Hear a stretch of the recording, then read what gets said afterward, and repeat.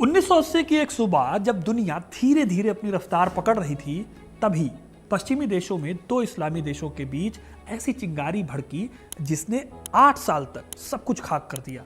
Iran और Iraq, दो देश, एक ही धर्म इस्लाम को मानने वाले देश, पर ये दोनों ही देश एक मामले में अलग थे। इसमें ईरान एक शिया देश था तो इराक एक सुन्नी देश था। ये सिर्फ दो देशों की लड़ाई नहीं थी, बल्कि ये दशकों से चली आ रही दुश्मनी, धार्मिक विभाजन और राजनीतिक महत्वाकांक्षाओं का एक विस्फोट का मिश्रण था। जब यह युद्ध शुरू हुआ तो लगा कि कुछ ही हफ्तों में खत्म हो जाएगा, लेकिन यह युद्ध पूरे 8 साल तक चला और इसमें 20 लाख से भी ज्यादा लोगों ने अपनी जान गंवाई। इस जंग में शहरों को तबाह कर दिया गया और लाखों परिवार बर्बाद हो गए। सबसे हैरान करने वाली बात यह है कि इस युद्ध को भड़काने वाली चिंगारी बस एक अफवाह थी, एक ऐसी अफवाह जिससे युद्ध असल में शिया और सुन्नी की लड़ाई भी बन गया। आज के इस वीडियो में मैं आपको बताऊंगा कि कौन सी थी वो अफवाह जिसके चलते ये जंग शुरू हुई और कैसे इसने मिडिल ईस्ट की पॉलिटिक्स को पूरी तरह से बदल कर रख दिया। तो वीडियो को इन तक जरूर देखिएगा, क्योंकि अपना इतिहास नहीं जानोगे तो खुद को कैसे पहचानोगे। ये कहानी शुरू होती है साल 1979 से। इस साल मिडिल ईस्ट में दो बड़ी घटनाएं होती हैं। 1979 में ईरान में एक ऐतिहासिक घटना घटती है। इसको इस्लामी क्रांति के नाम से जाना जाता है। शाह मोहम्मद रजा पहलवी का तख्ता पलट होता है और अयतुल्ला रूहुल्लाह खमैनी के नेतृत्व में एक इस्लामी गणराज्य की स्थापना होती है। इस क्रांति ने सिर्फ ईरान को नहीं बदला, बल्कि पूरे मिडिल ईस्ट को हिला दिया। अचानक ईरान एक सेकुलर देश से शिया बहुल देश बन गया, जो अपनी क्रांतिकारी विचारधारा को पड़ोसी देशों में भी फैलाना चाहता था। वही दूसरी बड़ी घटना थी ईरान के पड़ोसी देश इराक में। यहां सद्दाम हुसैन इराक के नए प्रेसिडेंट बने। अब यहां ध्यान देने वाली बात यह है कि इराक एक सुन्नी मुस्लिम देश है। यहां आबादी का रेशियो 60-40 है, यानी 60% सुन्नी और 40% शिया। वहीं दूसरी तरफ ईरान एक शिया डोमिनेटिंग कंट्री था और अयतुल्ला खमैनी इन शियाओं के सबसे ताकतवर नेता के तौर पर उभर कर सामने आए। जब 1979 में खमैनी ईरान के सुप्रीम लीडर बने तो उन्होंने कहा कि इस्लामिक देशों में ईरान की तरह ही क्रांति होनी चाहिए, यानी कि इस्लाम का रूल इन देशों में वापस आना चाहिए। खैर, खमैनी जब ये बात कर रहे थे तब उनका इशारा इराक की तरफ भी था, जहां 40% शिया रहते थे। जल्दी ही उन्होंने कहना शुरू किया कि शियाओं का सत्ता में होना बहुत ज़रूरी है। उनके इस तरह के बयानों से सद्दाम हुसैन को यह डर लगने लगा कि कहीं शिया इराक में उनके विरोध में ना उतर आए और उनका तख्ता पलट ना हो जाए। इतिहासकार दिलीप हीरो अपनी किताब द लॉन्गेस्ट वॉर में बताते हैं कि सद्दाम के लिए ईरान की इस्लामी क्रांति सिर्फ एक विदेशी घटना नहीं थी, बल्कि ये उनके शासन के लिए एक सीधा खतरा भी थी। खमैनी ने तो खुलेआम सद्दाम को अत्याचारी और शैतान कहना शुरू कर दिया था। फिर इसी डर के बीच में एक घटना होती है। घटना 16 जुलाई 1979 की थी। अमेरिका के द वॉशिंगटन पोस्ट अखबार में एक खबर छपती है। खबर में ईरान और इराक के बॉर्डर के पास एक जगह है शत अल अरब, इसके बारे में बात की गई थी। कहा गया कि इस जगह पर तेल के भंडार हैं। इस खबर ने दोनों देशों में हलचल पैदा कर दी, क्योंकि दोनों देशों को इससे फायदा होना था। तेल तब सबसे कीमती चीज हुआ करती थी, इनफैक्ट आज भी है। सबसे बड़ी बात यह है कि इस खबर का सोर्स बहुत मजबूत था। अमेरिका के एक सैटेलाइट से बात निकली थी, इसलिए ईरान और इराक को पक्का भरोसा हो गया कि खबर तो भाई पक्की है। इसके बाद शुरू होती है दोनों देशों के बीच में टेंशन की एक बहुत लंबी यात्रा। दोनों देश शत अल अरब को अपना कहने लगे। इराक का अपना दावा था और ईरान का भी अपना दावा था। जब आपसी बातचीत से सोल्यूशन नहीं निकला तो यह मामला चला गया यूएन, यानी संयुक्त राष्ट्र संघ के पास। यहां पर भी जब कोई सोल्यूशन नहीं मिला तो मामला और ज्यादा बिगड़ता चला गया। वॉशिंगटन पोस्ट की इस खबर ने दो पड़ोसी देशों को लड़ा दिया। सद्दाम की नजर अब शत अल अरब नदी पर थी। सद्दाम हुसैन ने अयतुल्ला खमैनी की बयानबाजी का जवाब देने की ठानी। उन्होंने ईरानी क्रांति का फायदा उठाने की कोशिश की और शत अल अरब पर कब्जा करने की कोशिश की। उन्होंने सोचा कि ये ईरान पर हमला करने का सही समय है, क्योंकि क्रांति के बाद ईरान की सेना कमजोर हो चुकी थी और देश में राजनीतिक अस्थिरता थी। सद्दाम ने ईरान के कुर्दिस्तानी लोगों को भड़काना शुरू कर दिया और कहना शुरू किया कि कुर्दिस्तान में रहने वाले ज्यादातर लोग अरबी हैं और ऐसे में क्षेत्र ईरान का नहीं, सऊदी अरब का होना चाहिए। इंटरेस्टिंग बात यह है कि यह इलाका शत अल अरब बॉर्डर लाइन के पास पड़ता था। यहीं पर टिग्रिस और यूफ्रेट रिवर्स भी आपस में आकर मिलती हैं। यह एरिया दोनों देशों के ट्रेड के लिए काफी इंपॉर्टेंट जगह थी। दोनों देशों के बीच इस जगह से ट्रेड को लेकर समझौता भी था। इसी के साथ इराक का शहर अल बसरा और वहीं ईरान का खुर्रम शहर और अबादान शहर भी इसी एरिया के आसपास पड़ता था। अच्छा, यहाँ पर तेल का एक भंडार पहले से मौजूद था। युद्ध की शुरुआत से ठीक पहले का जो माहौल था वो बहुत ज़्यादा टेंस हो गया था। इराक की सरकार ने ईरान के भीतर घुसकर सीक्रेट मिशन चलाने शुरू कर दिए थे। इसी दौरान एक और घटना घटी जो युद्ध को भड़काने का बिल्कुल इमीडिएट कारण बन गई। 22 सितंबर 1980 को इराक ने दावा किया कि ईरान की सेना ने इराक के शहरों पर रॉकेट से हमला किया है। एक ऐसा दावा था जिसको कंफर्म नहीं किया जा सका, लेकिन ये जो दावा था ये जंगल में आग की तरह फैल गया। फ्रांसीसी हिस्टोरियन पियरे रज़ौक्स अपनी किताब द ईरान इराक वॉर में लिखते हैं कि इराक ने जानबूझकर यह अफवाह फैलाई थी कि ईरानी सेना एक इराकी मस्जिद पर हमला कर रही है। इससे हुआ यह कि कई शिया नागरिक मारे गए। ये अफवाह इराक की जनता को भड़काने और युद्ध के लिए समर्थन जुटाने का एक तरीका था। इस अफवाह ने इराक में एक भावना पैदा कर दी कि ईरान ने उनकी पवित्रता पर हमला किया है। इसी दिन सद्दाम हुसैन ने अपनी सेना को ईरान पर हमला करने का आदेश भी दिया। उनका मानना था कि ये एक प्रीएम्प्टिव स्ट्राइक थी, यानी ईरान के बड़े हमले से पहले की गई जवाबी कार्रवाई।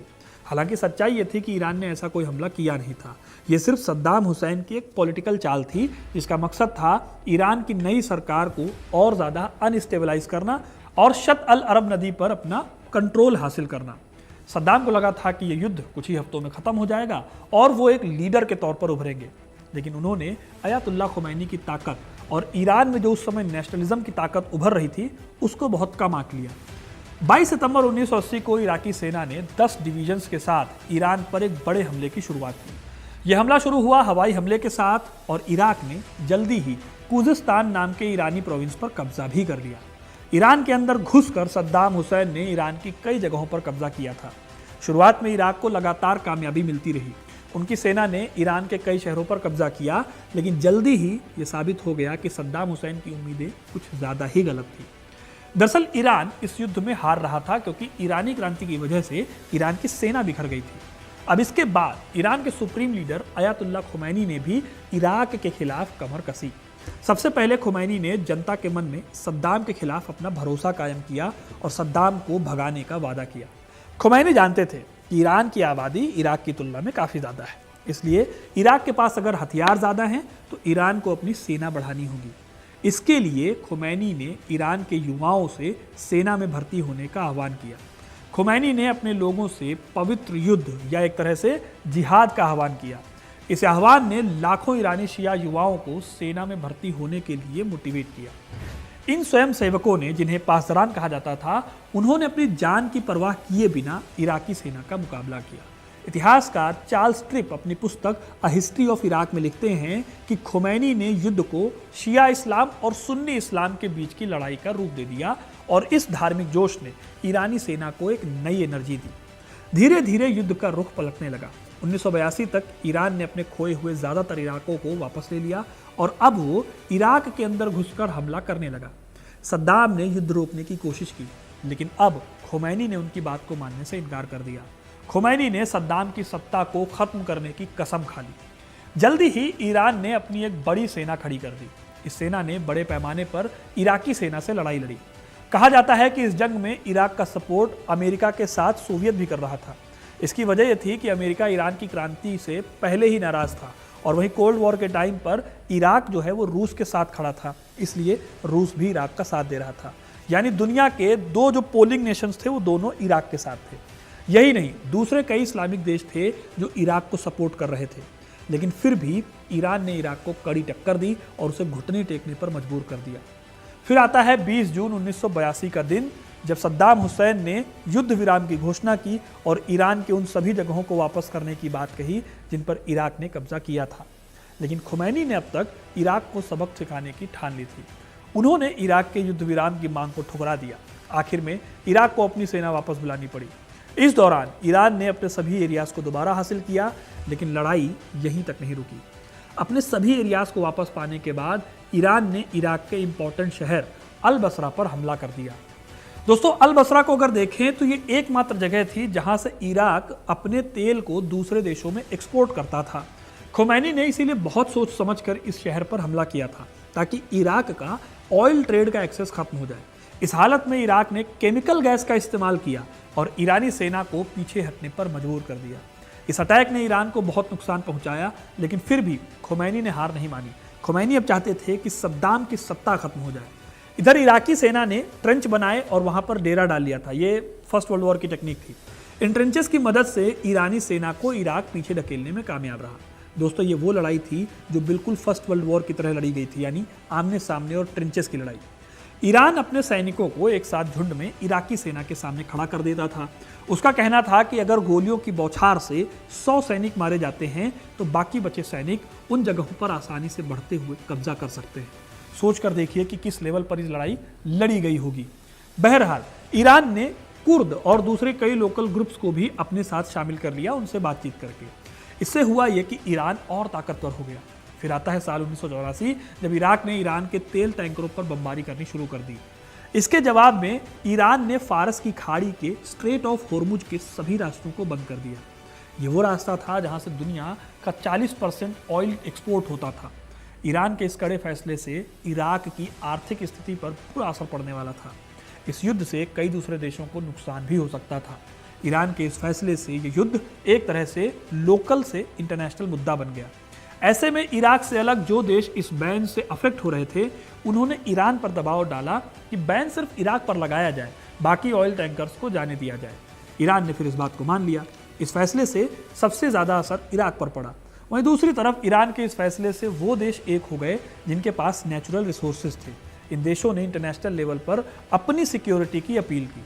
यही नहीं, इराक और ईरान का युद्ध इतना लंबा खिंच गया कि इराक और ईरान दोनों ही देश काफ़ी कमज़ोर हो गए। दोनों देश हथियारों को भी खरीदने में दिक्कत महसूस करने लगे थे। फिर इस सिचुएशन में जाहिर सी बात है, अमेरिका और संयुक्त राष्ट्र संघ ने अपनी दखल दी और दोनों देशों ने जल्दी से लड़ाई खत्म करने का दबाव डाला। बहुत ज़्यादा दबाव डालने के बाद कहीं जाकर जुलाई 1988 में ये भयानक युद्ध खत्म हुआ। इस दौरान माना जाता है कि आर्थिक तबाही तो हुई ही, जो कि जाहिर है कि होनी ही थी, लेकिन दोनों ही देशों के मिलाकर करीब 20 लाख लोग इस युद्ध में मारे गए।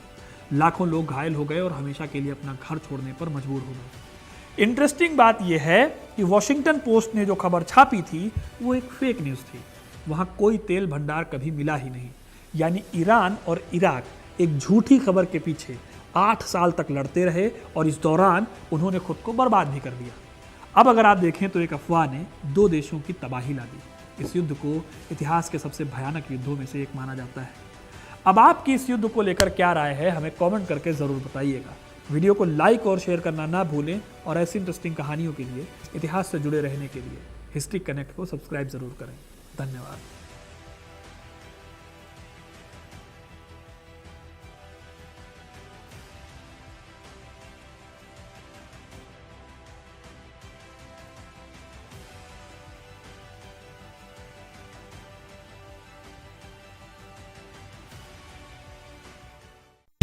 आप सुन रहे थे let's mic more than radio.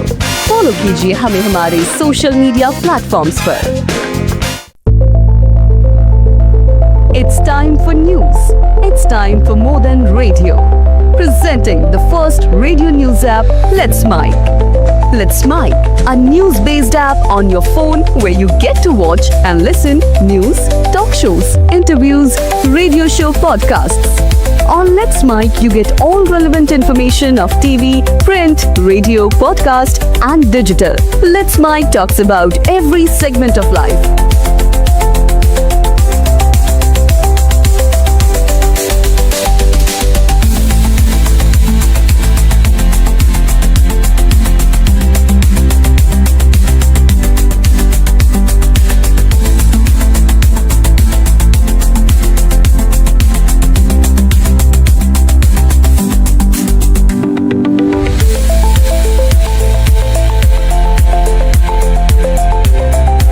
Download the app now from Play Store. Available both on Android and iOS mobile phones.